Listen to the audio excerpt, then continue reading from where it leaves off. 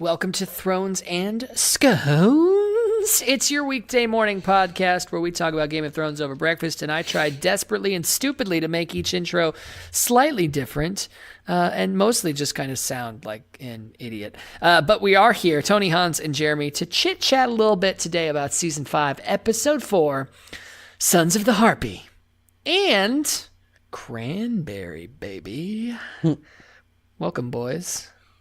What's up? What's up? Little Wednesday. Thursday. It's Thursday. It's Thursday. I know it's rough. It's so early, and we're recording this Over obviously breakfast. at like Over breakfast. 3 in the morning. Here, so I can get it edited and posted on time. Before we all go to work. Yeah. And now we have to have our scones. Yes, indeed. And again, today's Cranberry. I can't wait to hear about that. But in the meantime, we do have we do have to talk about Game of Thrones. It's kind of the entry fee to the scone conversation. And in case you need a little reminder, I have a very short plot here. Are there any suggestions? Any more nice multiple choice possibilities for me? I'll tack on the multiple choice for you. Would you like A, Sean Connery? Right. I can guess who B is going to be. B, Jar Jar Binks? Or C, our wild card, Alan Rickman, R.I.P. I'll do it. I in honor of the lovely man's life, I'll give Alan Rickman a shot here. Sure, yeah. Yeah, lay it out. Alan Rickman. I must have to take my headphones off for this because I can't hear myself enough. All right. Season 5, Episode 4, Sons of the Harpy. Terrible. The faith militant grows increasingly aggressive. Jamie and Bronn head south. Elaria and the Sand Snakes vow vengeance. Worth Mr. it. Potter. That's all I got. All I got. Oh, may he rest in peace. Rest in peace, Professor Snape. He was Marvin. good. He was Marvin good the whole android. time. Who knew? He was good the whole time. Spoilers. Sorry. We're not here to talk Harry Potter. This is not a Pottercast. wizard and schnitzel. No, that doesn't rhyme. Muggle and fudgel. Not great. This is Thrones and Scones, bitch! And we're here with the Thrones, Sons of the Harpy. Guys, let's jump right into this. We have dilly-dallied the last couple episodes. I want to hear what you like, what you don't. Whoever would like to start. Jeremy. All right, so I will start with the Sand Snakes. Oberyn's daughters.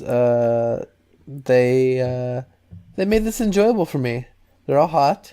They're kind of badasses. The youngest one, I can't remember her name. But anyway, Don't know. yeah, she's hot. She's the hottest out of all of them. I enjoyed that. I enjoyed the fact that, we see, is it Elria?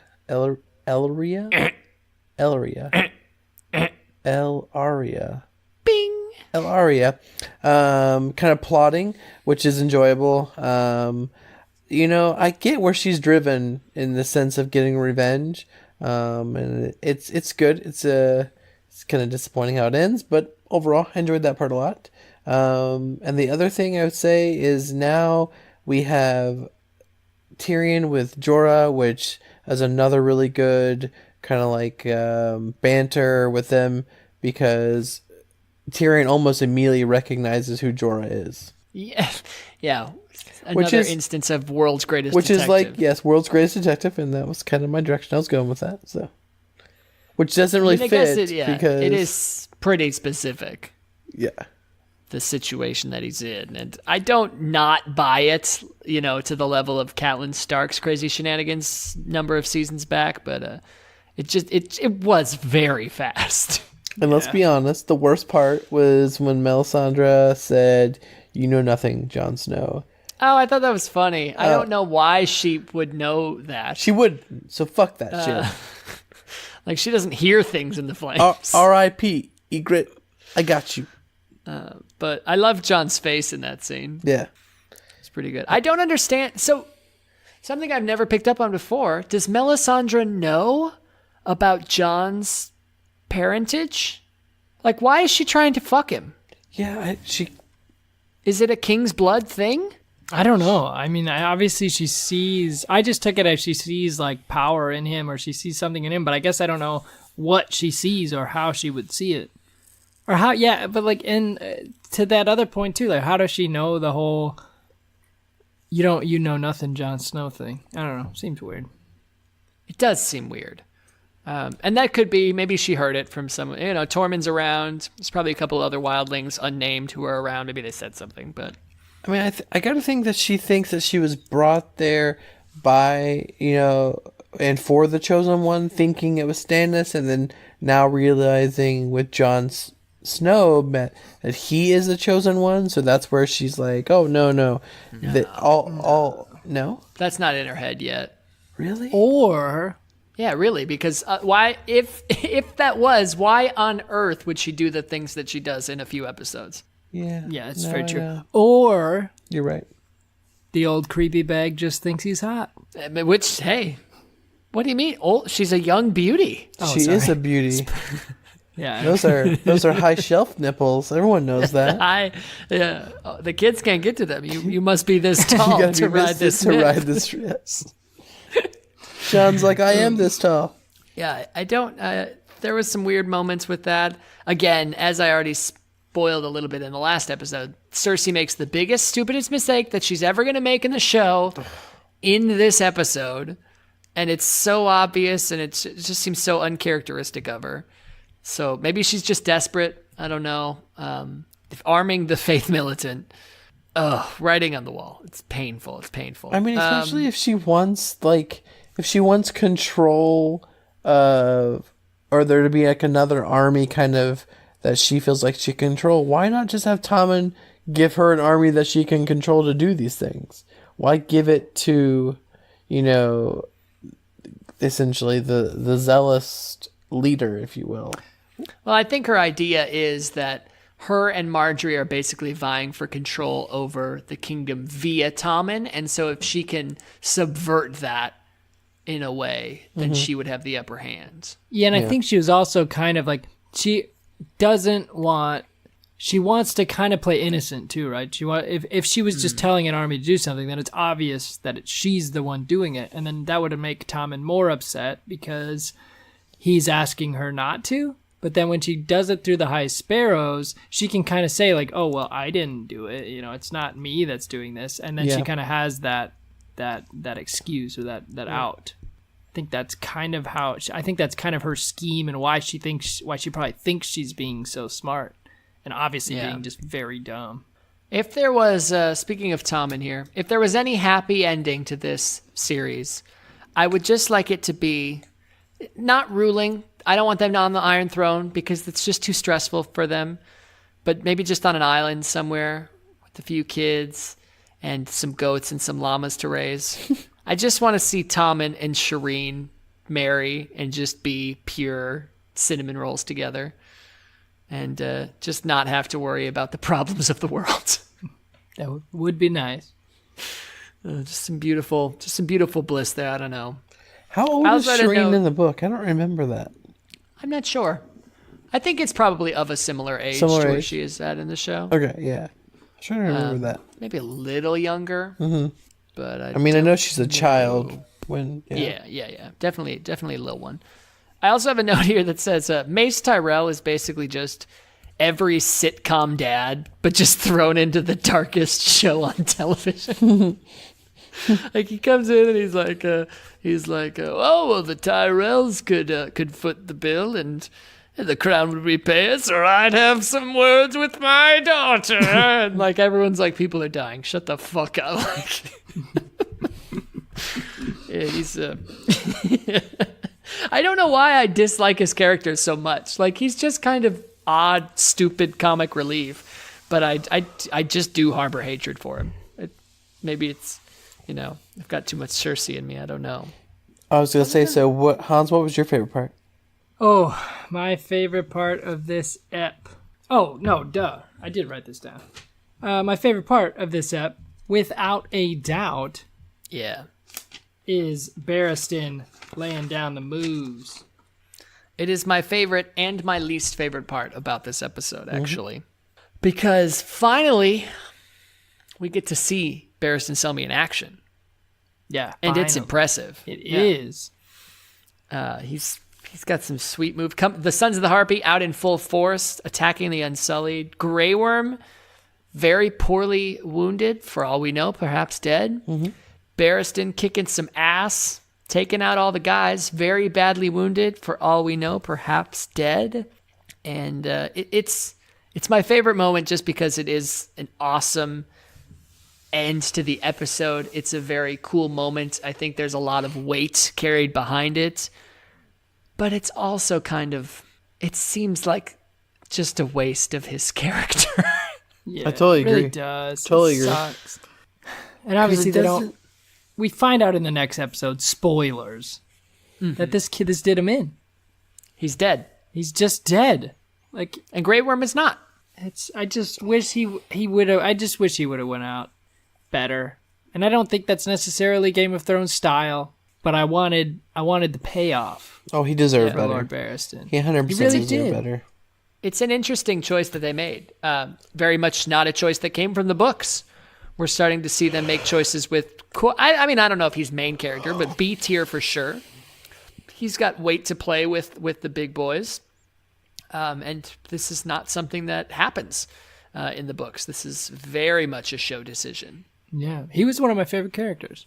Yeah, I liked him a lot. And we never got much with him, but yeah, he just had some solid moments throughout. And he was good in this episode. The stories with Rhaegar were good.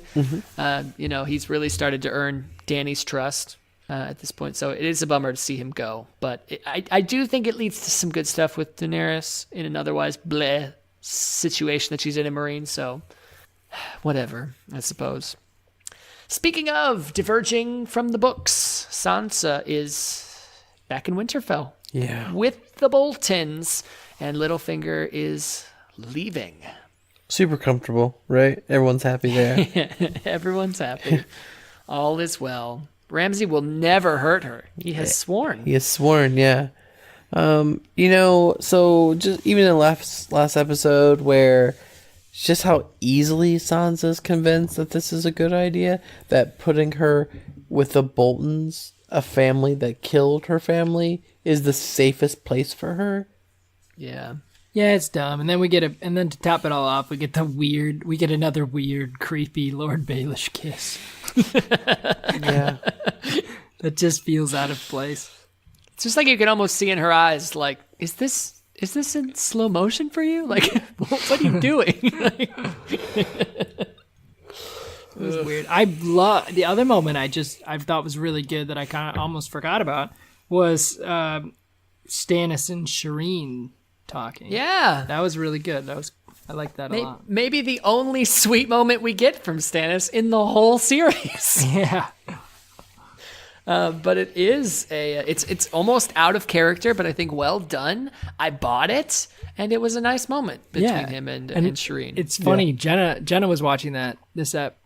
She's been watching the majority of this show, both Game of Thrones and Thrones and Scones. Surprisingly, I'm not sure which one I'm more surprised by, but we watched this scene together, and she goes, "Oh, that was nice," and I think by the time she listens to this Thrones and Scones ep, we will have watched the Game of Thrones episode. But she's so innocent. So you're not there yet? We're not there yet, no. You have to make sure she watches that with you. Yeah, yeah. Ugh. I don't even want to get into it right now. I don't want to say anything for Jenna. I want to just leave it be, and know that everything's gonna be all right. I think the only thing that we get in this episode that we haven't touched on is Bronn and Jamie arrive in Dorne. Yeah. Jamie almost gets done in by a fucking weird ass snake, and then they have a fight. Little bit of a fight. Jamie holds his own, kind of. Gets lucky that he catches a sword in a hand that's curled. Does not make any sense to me, but okay. Well, I mean, even if he was whole, as I think Area Hoto will say in the next episode, Jamie probably didn't stand a chance against those guys. Did you see those warriors from Dorne? They had curved swords. Curved swords. Can anybody name the reference? No. It's a very overused NPC line in Skyrim. Really? You see those warriors from Hammerfell? They have curved swords. Curved swords. I've played Skyrim so much. I don't know how that I've just been recently replaying Skyrim, so I'm surprised I don't know how to do that at all either. That's a good game. God dang. The only thing I was... We should. Elder Scrolls and donut holes. There you go. Coming soon. Let's send the name to our artist. yeah. Steven! So the only thing about the game at this point that I dislike is that I've played it enough times where I don't really want to play the Dragonborn storyline. I'm like, I gotta fucking walk up this damn mountain, and it takes forever. And it's like you have to do that stuff to really like to get the game, like get access to the part of the game that you really want, and like build up.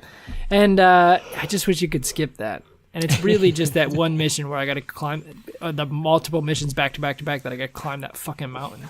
Yep. Fight that troll. Yeah. Dear Lord. But anyway, what a great game, though. I mean, what a really good excellent. game. I mean, I know it's so far away, but I really just I want 6.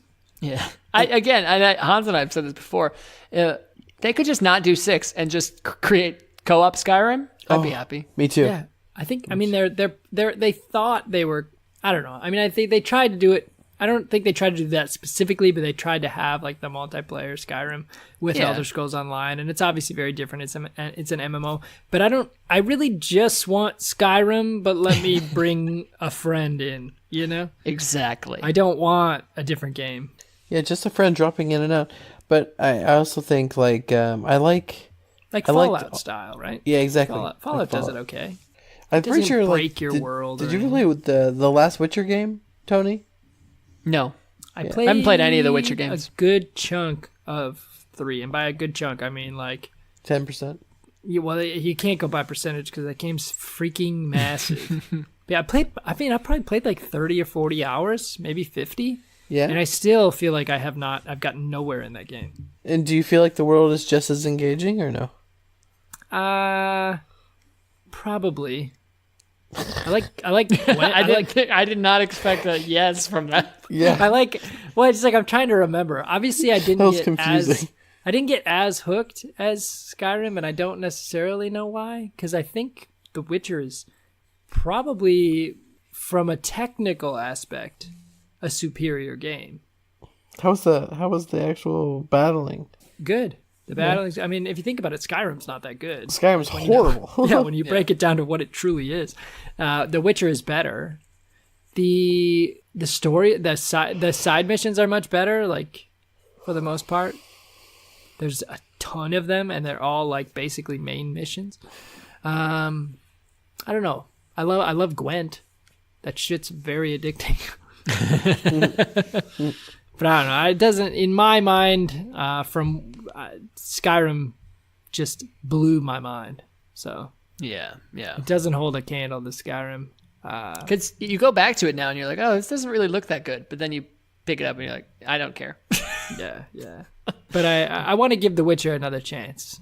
I think it's just I like the make my own character aspect of the RPG game. I don't necessarily like to just be a set character. And I understand it's easier to tell a good story when you have a character that's been written and has background, but I don't know, something's lost for me in that. I don't know what it is. I don't know if we got much else that happened in this episode. We get some brothels being raided. Loras Tyrell is arrested. We do get to see a little juggly action in the form of some King's Landing prostitutes and the top shelf nipples of Melisandre. Did we see penis? No. It was within shadow, but there were definitely naked men on screen. Naked men, okay. Kneeling down and cowering before the faith militant Sure. as they yell, "Boy, fucker!" Beat him. How could you forget? They called Tommen a bastard. They did. Yeah. They did. And he whimpers and leaves. I loved he's just so pure. Just don't want him to have to deal with these problems. All he wants to do is have sex with his wife. He said, Mommy. And she's like, my brother's in jail. And he's like, I couldn't save him. And she's like, I'm going to go. And he's like, are you going to come back? It's just so sad. It's just like, oh, you shouldn't have to be. You should just be having your cats. And Let me introduce you to Shireen. Yeah.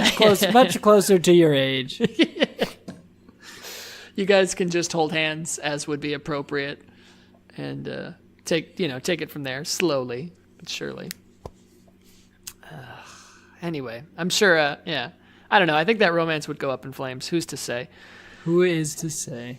I think that'll do it for the Thrones, unless you guys got anything more. No.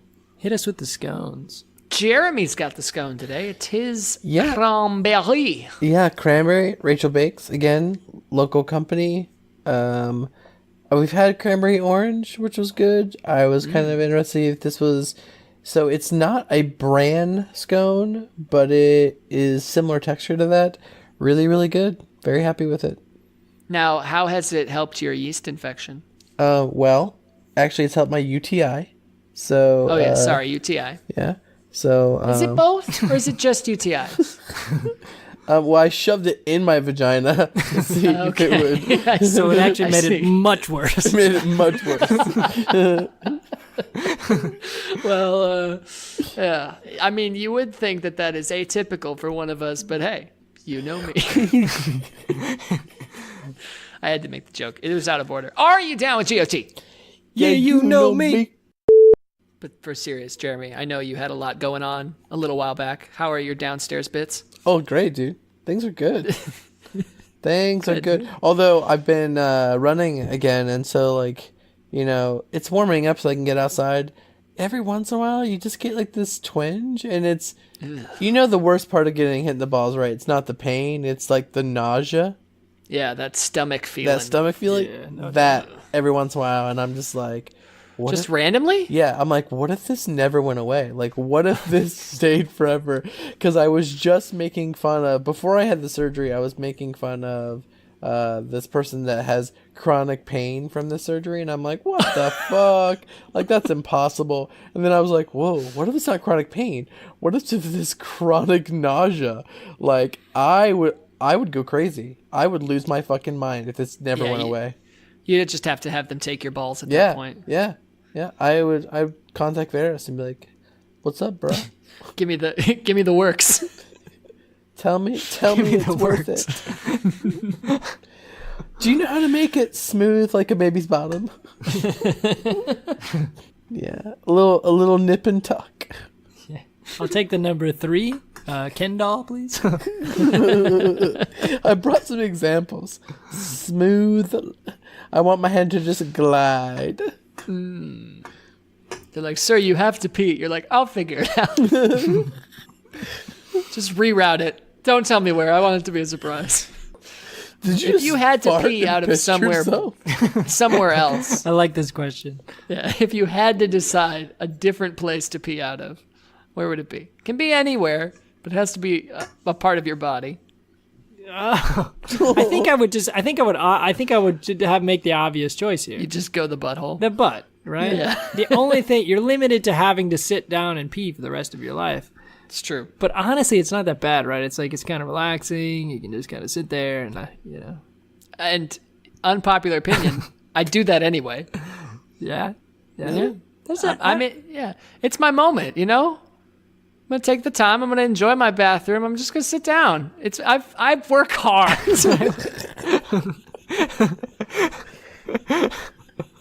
Just let me have this. It just seems so unclean to me. Sitting Unclean? down to pee? Yeah.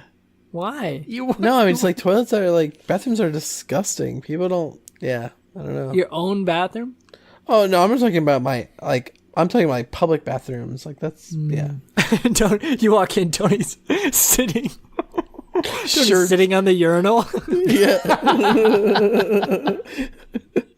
See, now actually, if there is a urinal, I'm all for using the urinal. But if it's just a toilet, I'm just going to sit on it. Yeah, even in a public bathroom, huh?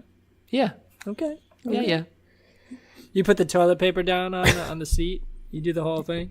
No, I don't. I just put my hands on it, and then I just do an ab exercise the whole time and lift my body up and just allow it to happen. And then you just spit on the toilet seat. Precisely. Oh. But it's smart because I have this thing of like, if someone's going to come into the bathroom stall and cause you harm and you're turned around, the damage they could do is irreparable. But if you're sitting down, they think you're pooping. They think that you're not going to be ready. Little did they know, I am so fucking ready to be assaulted in the bathroom. Tony's scoping people out as he's going in the bathroom. Tony's already crafted the shank. Exactly. While he was sitting there. And they're not going to be prepared for that. And then I'm going to defend myself. And then it's going to end up being an off-duty cop. And I'm going to go to prison for a crime I didn't commit. I just like the idea that when Tony's in public, every second through his mind is just plotting these self-defense murders. I mean, you joke, but it used to be a large part of my mental energy. And it's not murder. It's if they swung at me with a medieval style flail, how would I deflect that kinetic energy back into their sternum to best disarm them? That's fair. It's something you have to think about. So let me just give me just a quick, off the cuff reaction. You're in this bathroom, you're sitting down, you're midstream. Someone walks in, you hear the footsteps. They're kind of creeping toward you slowly. Mm-hmm. And then all of a sudden you see the boots stop at your stall. Sure. And pivot towards you. And pivot. So the first thing that you do, obviously, well, it depends. What am I wearing? Am I in skinny jeans or regular jeans? We'll say regular jeans. Okay. So what you first do is you pop your heels out of your shoes and into the little hem part of your jean, so that it still looks like you're wearing your shoes, but then when they come in, you can easily step out of your jeans. What you're going to do is you're going to roll forward. That way you have presented the naked half of your body to this man who is not prepared for it. And then you just basically go 1, 2, right to the dick, and then you come up with the knee to the nose. You always got to go for the nose. It's going to make them tear up, whether they want to or not. Yeah. It's just instinctual. They're going to start tearing up. And then at this point, I can gauge my situation. Are they armed? What's happening? So let me ask you this. When you're sitting down peeing and someone walks into the bathroom, are your heels instantly out of your shoes? Do you want the real answer or the one that's going to make me sound like a normal human being? I want the real answer. The thought's there.